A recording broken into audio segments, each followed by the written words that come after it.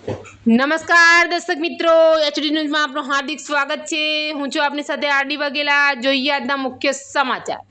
સુરત જિલ્લાના માંડવી એરડ તાલુકાના કરંજ ગામ નજીકથી પસાર થતી કાકરાપાર વિભાગની વાલેસા માઇનર નહેરમાંથી ગેરકાયદેસર રીતે પાણી ચોરી અને નહેરમાં કચરો નાખવાની ઘટનાઓ સામે ખેડૂતોમાં ભારે રોષ ફેલાયો છે।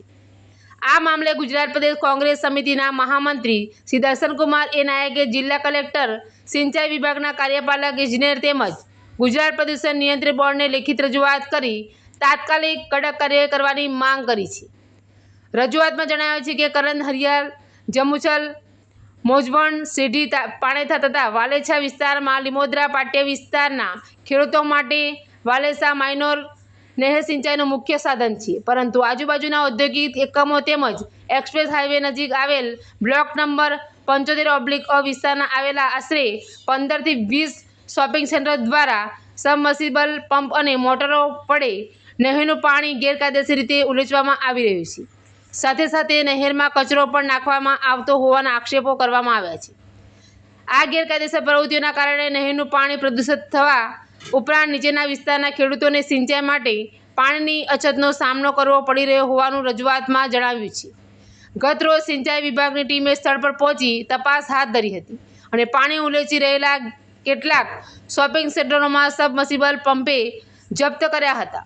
જોકે બીજા દિવસે માત્ર માફીનામું લખાવી પંપો પરત આપવામાં આવ્યા હોવાના આક્ષેપ સાથે આ કાર્યવાહી નબળી અને ઢીલી ગણવામાં આવી છે।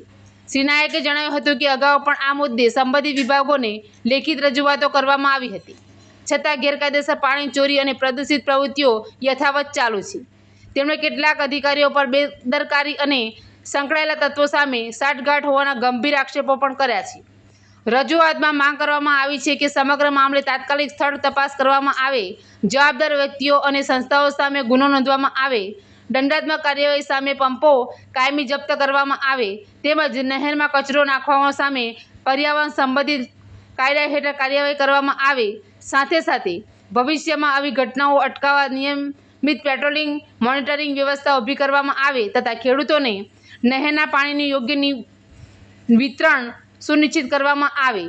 ખેડૂતોના જીવન અને જીવન જરૂરિયાત સાથે સંકળાયેલા આ ગંભીર પ્રશ્નનો તાત્કાલિક ઉકેલ લાવવામાં સરકારને સંબંધિત વિભાગો હસ્તક્ષેપ કરે તેવી માંગ ઉઠી છે। એચડી ન્યૂઝ સાથે રિપોર્ટ હરિકૃષ્ણ ભટ્ટ, સુરત, ઓલપાડ।